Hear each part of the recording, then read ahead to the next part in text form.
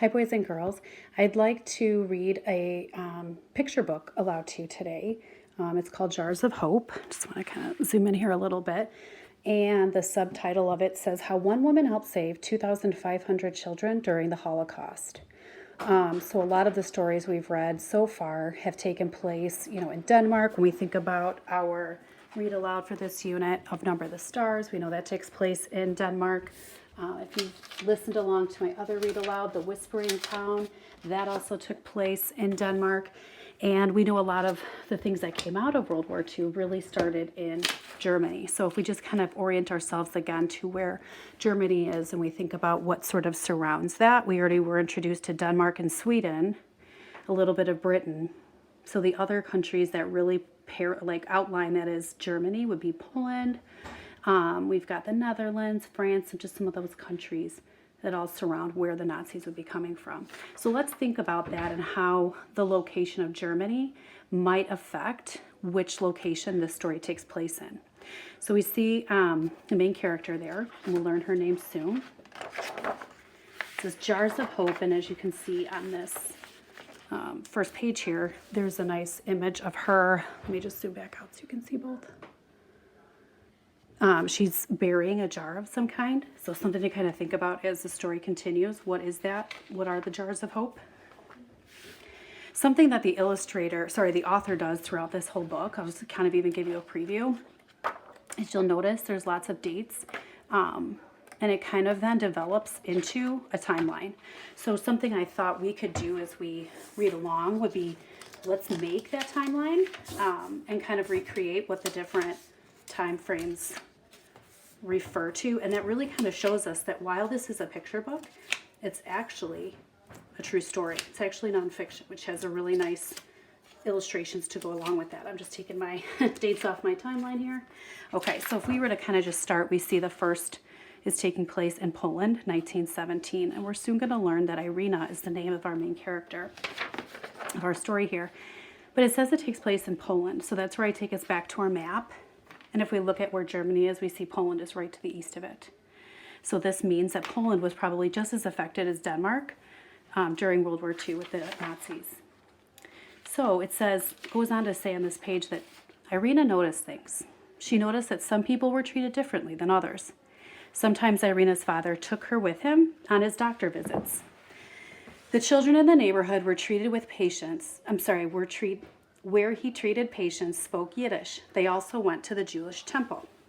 Irina heard the mean things that others said about the Jewish people. Most people in the neighborhood stayed away from the Jewish neighborhoods. Irina often played with the Jewish children. So I noticed, this isn't her birth year. This is more or less when she's a child. So I just went ahead. We're still on this page in general, but I just kind of captured the fact that in 1917, Irina is a child, and she's also, while she's not Jewish, she's getting exposure to the Jewish culture through the fact that her father was a doctor to Jewish people. Papa, Irina said, are some people really better than others? Irina, her beloved father, said, there are two kinds of people in this world, good and bad. It doesn't matter if they are rich or poor or what religion or race. What matters is if they are good or bad. Irina's father died when she was only 7 years old, but his wise words did not die with him. They lived on in Irina's heart. So that kind of gives us a clue. Like Irina is about 7 years old. She's got a really good foundation for caring for people just from a young age. So I see the next date, Warsaw, Poland, 1940. So again, we're in Poland.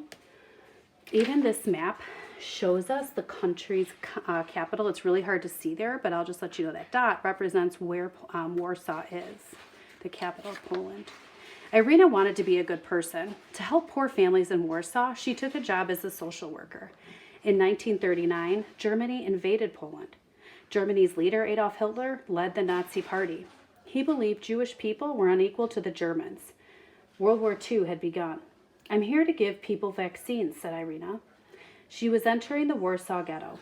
By 1940, Germans had forced almost 500,000 Polish people, Polish Jews that is, to move into the space within the city. Let's see, I apologize, I got a little distracted. It was less than 2 square miles. Just have to pause for 1 second. Pardon me for that. A tall brick wall topped with barbed wire and shards of glass surrounded the ghetto. The Germans had told the Polish people a lie. They were not allowed to enter the ghetto because they'd catch diseases. Go in, said the soldier. We don't want sickness spreading outside these walls. Irina was frightened at first, but she had seen how badly the Nazis treated the Jews. She was worried about all the people trapped in the ghetto simply because of their religion. Miss, do you have any food? A child called to Irina. My baby is sick, a woman pleaded. Please, can you help? There are so many people in need, thought Irina. What can one person do? Irina thought of something her father had told her. When someone is drowning, he had said, give him your hand. The children are hurting the most, she decided. I have to give them a helping hand. So kind of going back to the second date we were exposed to, Warsaw, Poland, 1940. I just went ahead and added that to my timeline to say that that's when the Nazis basically were really occupying Poland. Irina talked to her friends that she could trust. We can sneak food and medicine into the ghetto, Irina told them, if we're careful. It will be dangerous, she told her friend Jaga Petrovska. If the Nazis catch us, they may kill us. So will you do it, Irina asked. Of course, Jaga responded. Irina and her helpers bravely began sneaking food, medicine, and other aid into the ghetto. But soon their mission became more urgent and even more dangerous. Starting in July 1942, German soldiers forced more than 6,000 Jewish people per day into cattle cars on trains. The Jews had no idea where they were going. The trains took them to Treblinka, a place where the Nazis would put them to death. You can see that Jewish star on some of the people, and then you can see the swastika on the Germans. Irina organized. Irina had many helpers. One was a truck driver named Antoni. He was allowed to drive the truck in and out of the ghetto. The first time he and Irina tried to sneak out a baby in the truck, the baby cried. The German soldiers at the gate almost caught them. The next time Irina brought a child to the truck, she found a surprise. There was a large dog in the front seat. This is Shepsy, Antoni said. She's quite talented and is well trained. We don't need to worry about the baby in the back crying, he whispered. The truck inched its way to the border gate and stopped. From the back, the baby began to wail. The guard came closer. Oh no, thought Irina, surely we will be caught. But just then, Antoni tapped Shepsy's paw. The big dog began barking, which made the soldier's dog bark too. The loud dogs drowned out the baby's cries, and the guard let the truck pass through the ghetto gates. July 1842. Irina knocked on a door. When the door opened, she took a deep breath and walked in. It is time, she said. Henia Koppel gently placed her baby girl into Irina's carpenter toolbox. Irina looked down at baby Beata, her innocent face, her tiny body snuggled into the blanket she was wrapped in. The baby smiled. Irina put a dropper of medicine into Beata's mouth to make her sleepy. She fixed the blanket, making sure the box's air holes were clear. As Irina began to close the box, the baby's grandfather quickly slipped something inside. It was a small silver spoon marked with the baby's name and birthday, Elisabetta, 5 January 1942. A gift from her mama and papa, he said, wiping tears from his eyes. Irina took a deep breath. She stepped out into the Warsaw Ghetto carrying her precious cargo. So from there, July 1942, that is when Irina saved Beata in a toolbox.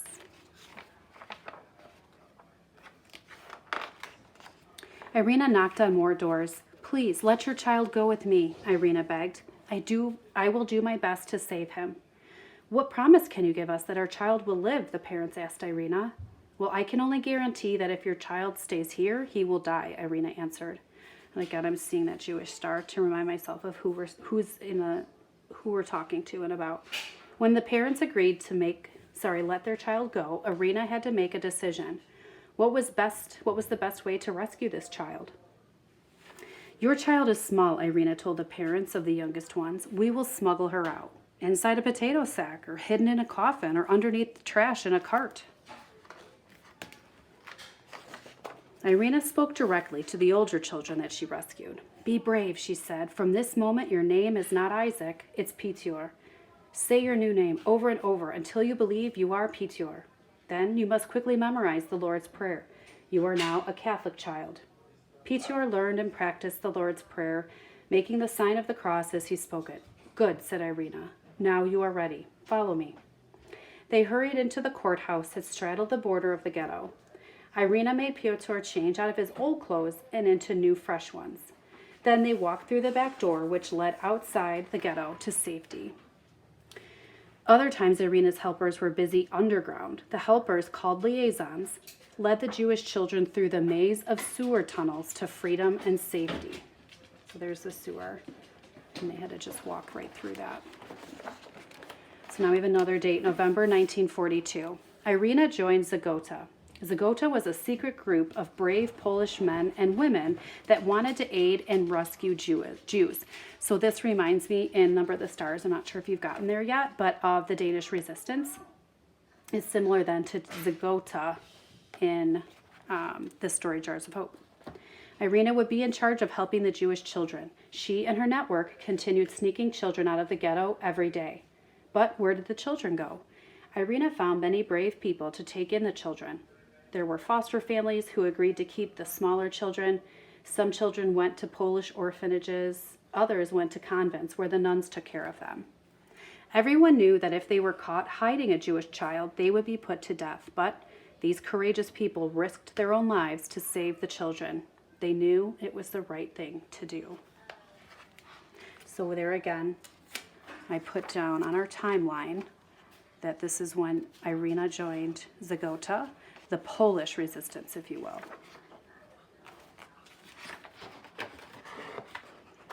Irina kept records. Not only did Irina and her helpers rescue children, they made sure each child was safe and well cared for. Irina and her helpers delivered money, supplies, and food to the foster families who cared for the children. The children are in good hands now, Irina told her friends Jaga. But when the war ends, they will need to be reunited with their parents. I have been keeping lists of the children's real names, along with their new names and where they are. Me too, said Jaga. If the Nazis find the lists, they may kill us and hunt down the children and their caregivers. Every child, that is, deserves to know her name, Irina insisted, and the children's families will want to find them. But you're right, it is very dangerous, and we need to be careful. Another date. So Irina's apartment, October 20th, 1943. That first sentence sums it right up. Irina was caught. Add that to our timeline. Quite frightening. Kind of look back like how fast these took. Like this was just year 3. Her first person she saved was in 42 of July. So just over a year later, she's caught. She always knew that saving children came with great risk. Her greatest fear was about to become real. Bang, bang, bang! Open up, a man shouted, pounding on the door. It's the Gestapo, Irina whispered. So Gestapo is the police for the Nazis. Irina grabbed her lists and went to the window to throw them outside, but there were more secret police waiting out there. The building was surrounded. Bang, bang! Irina desperately tossed the list of names to Janya, a friend who was staying with her. Janya stuck the lists under her arm, beneath her clothing.